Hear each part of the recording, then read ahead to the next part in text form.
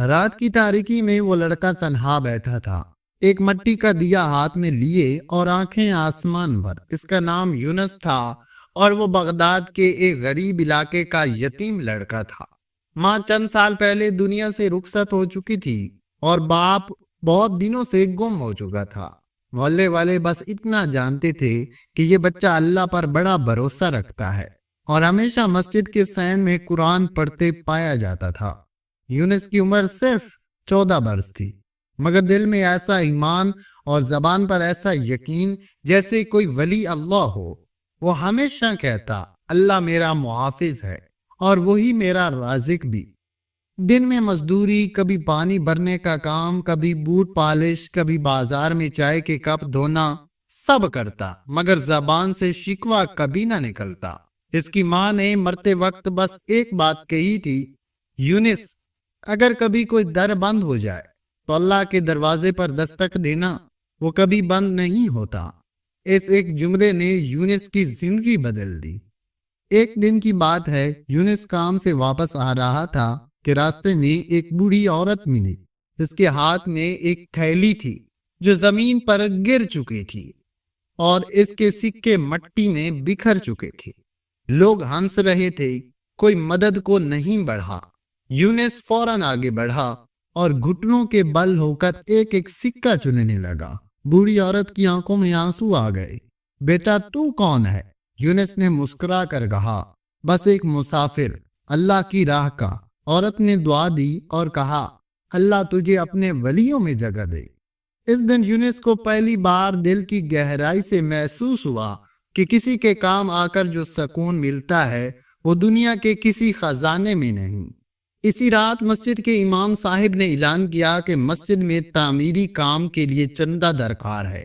یونس کے پاس محض 12 درہم تھے جو اگلے دن کی روٹی کے لیے رکھے تھے۔ اس نے وہ بھی چندے کے ڈبے میں ڈال دیے۔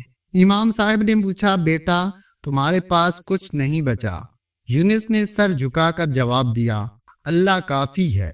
اسی رات جب سب سو چکے تھے، یونس تنہا مسجد میں بیٹھا تھا، دعا میں مشغول، سجدے میں آنسو بہاتے وہ دعا کر رہا تھا، یا اللہ مجھے صرف اپنا قرب دے، دنیا کی دولت نہیں، مگر میرا دل چھوٹا نہ کر۔ تبھی مسجد کے دروازے پر دستک ہوئی، ایک تاجر اندر آیا۔ وہ روتا ہوا امام صاحب کے پاس آیا اور کہا، میں نے رات کو خواب میں دیکھا کہ ایک سفید کپڑوں والا بزرگ کہہ رہا تھا، یونس کے قدموں کے نشان چوم اور مسجد کا خرچ اپنے مال سے ادا کر دی۔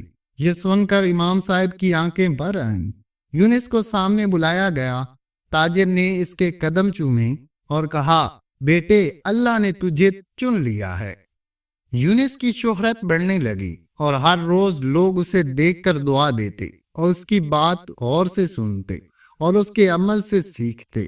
لیکن جس طرح روشنی پھیلتی ہے اسی طرح اندھیرے بھی جاگ جاتے ہیں۔ شہر کے ایک امیر تاجر قاسم کو یہ سب سخت ناپسند تھا۔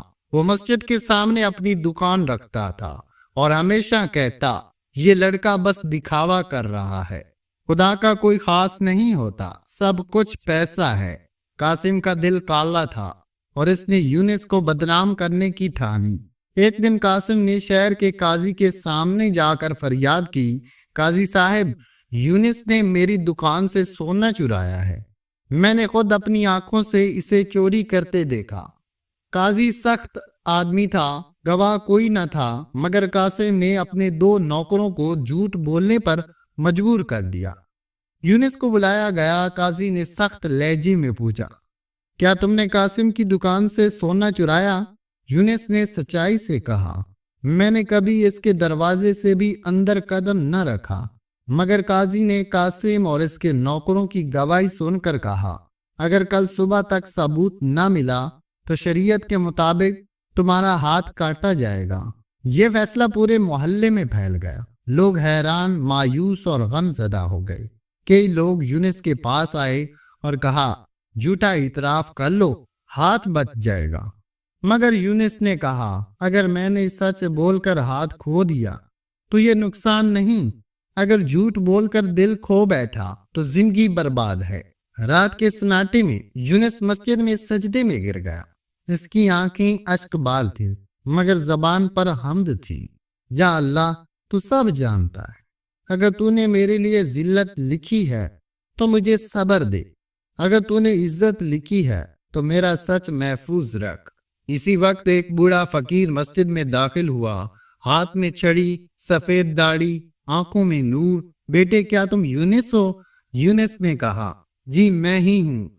फकीर ने मुस्कुरा कर कहा, अल्लाह का वली झूठ में कभी गिरफ्तार नहीं होता।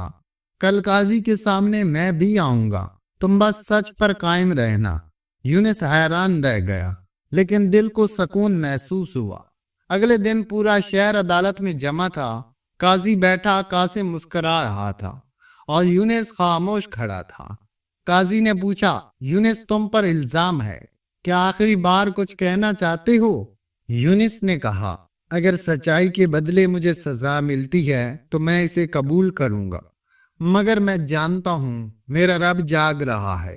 तभी दरवाजा खुला, वही बूढ़ा फकीर अंदर आया और काजी से कहा, मुझे इजाजत दीजिए, मैं गवाही देना चाहता हूँ। काजी ने इजाजत दी। फकीर ने कासिम की तरफ देखा और बोला, तुम्हें याद है 3 दिन पहले तुमने अपने नौकर को सोना एक थैली में रखने को कहा था, मगर वो थैली तुम्हारी दुकान में नहीं, मेरे पास आ गई थी। ये रही थैली, इस पर तुम्हारी दुकान की मोहर है। काजी हैरान, कासिम के चेहरे का रंग उड़ गया। नौकरों ने सच उगल दिया, सब कुछ वाजिया हो गया। काजी ने कासिम को कैद का हुक्म दिया और यूनिस को इज्जत और तकरीम से वापस मस्जिद भेज दिया। यूनिस का ईमान, इसकी सच्चाई और अल्लाह पर भरोसा पूरे शहर के लिए चिराग बन चुका था। काजी ने शहर के बच्चों को कहा, अगर तुम यूनिस जैसे बनोगे तो तुम्हारा हर रास्ता रोशन होगा। इमाम साहब ने मस्जिद के दरवाजे पर एक तख्ती लिखवाई, यहाँ वो बच्चा इबादत करता है जिसका दिल अल्लाह के साथ है और जिसका सच आसमान पर पहुंचा। लोग यूनिस से दुआएं करवाते, बच्चे इसे उस्ताद मानने लगे और मस्जिद में दर्स कुरान का आगाज हुआ। जिसे यूनिस पढ़ाता उसकी माँ का वादा पूरा हो चुका था। वाकया ही अल्लाह का दरवाजा कभी बंद नहीं होता। रास्ते का चिराग सिर्फ यूनिस की कहानी नहीं, पर उस शख्स की कहानी है जो तन्हा, कमजोर और बेआसरा होकर भी सिर्फ अल्लाह पर यकीन रखता है।